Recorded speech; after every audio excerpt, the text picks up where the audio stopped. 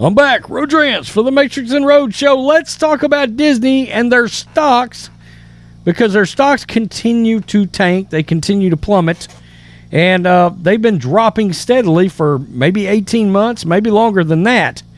They ran into a massive battle earlier in the year with Ron DeSantis, the Florida governor, in which case DeSantis said, well, if you want to be political, if you want to challenge bills that I'm trying to pass as a company, then I'll just take away some of your perks that Disney is experiencing down in Florida.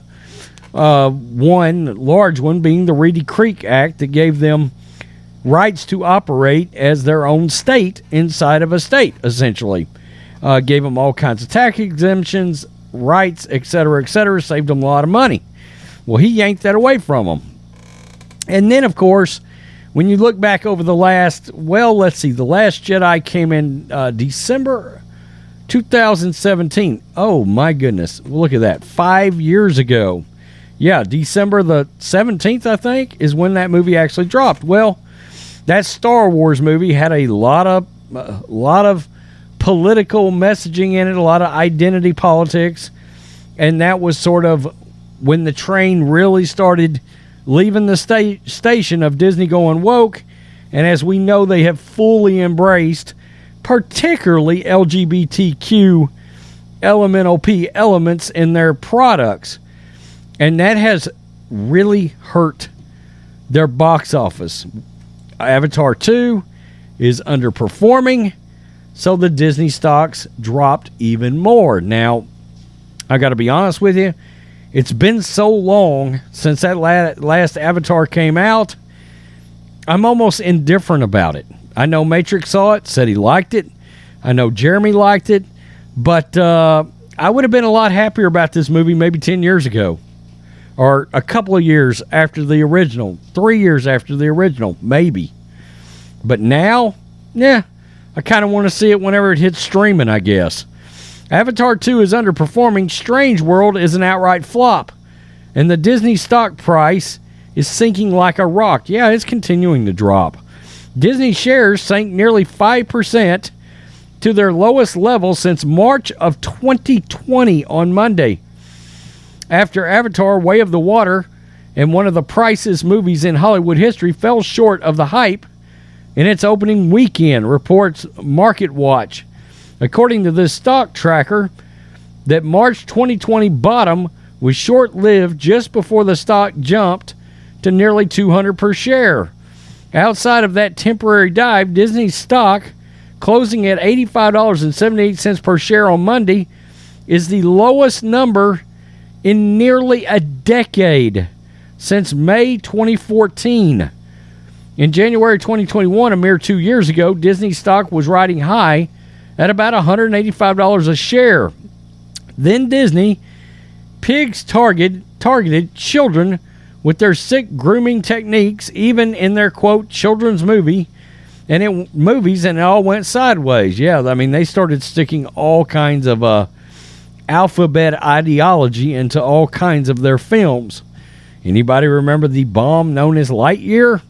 Outside of targeting children with sex, Disney did the dumbest thing any brand can do: undermined its own brand as a safe place for little kids. Disney is no longer a company any decent person would leave a child alone with. What's more, Disney's stock is lower than when Bob Iger was rehired as CEO on November 23rd, from $97.90 per share to $85.78. That's because the media lies do not fool smart money. Iger is not Disney's savior. It was Iger who put Disney on course to groom children with drag queens and trans propaganda and adult sexuality placed in movies aimed at small kids. What parents want to exit a theater explaining alternate sexual lifestyles to a kid before a kid is ready. Iger's not the cure. Iger is the woke virus. Absolutely. Iger was absolutely involved. He's the one that brought in Kathleen Kennedy, and as Kevin Feige started moving Marvel more towards woke ideology, Iger was still there, okay? So this is not, unless he realizes or unless they just get one too many lawsuits against them where he's got to change course, or they feel the pinch of losing China's money from these movies, he's not going to course correct. He's just not.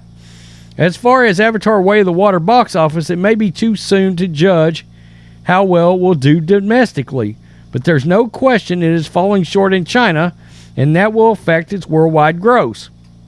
And look, I don't think anybody believes this movie's going to bomb. It's not going to, okay? Being Christmas time, the kind of legs movies have during Christmas time, the movie's not going to bomb. But the movie had such a large budget that it's got to make back so much money in order to achieve the kind of profit I'm sure they were hoping for. But even I, before all this started, believed this movie was going to underperform because of how long it's been since the original. That's a factor. On Monday, Avatar 2 grossed $16 million domestic per the far left deadline. What does that tell us? Well, not much. Top Gun Maverick made $34 million on its first Monday.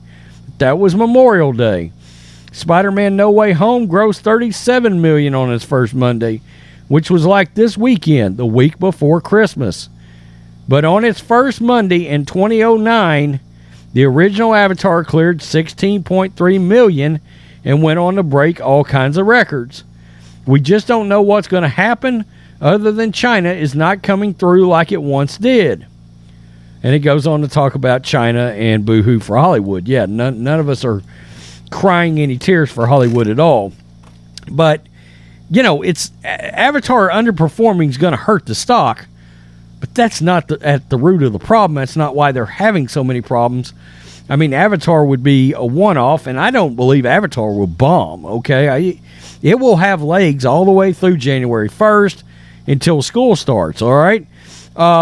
But it's going to underperform, and you combine that with Strange World and last year Onwards and Lightyear and all these things that when you set your kid down in front of a Disney product, you can no longer leave the room because you don't know what their eyes are going to be subjected to.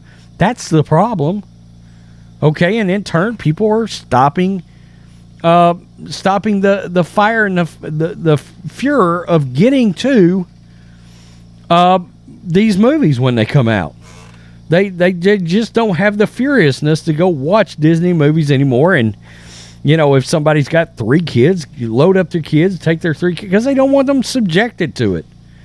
Okay, Disney is trying to force people into answering questions from their children they shouldn't be asking after they leave a damn cartoon, an animated feature. I read an article the other day where it talked about the fact that I believe it was Universal has doubled Disney's box office gross on animated features over the last 2 years. That Disney's made $1 billion, Universal's literally made $2 billion. Who would have ever thought that at one time? That's the kind of thing that's tanking Disney stock. Okay, it's I can't sit down and watch a Star Wars program without there being some sly lesbian overtones shoved into the show or something. There's always something in there, right?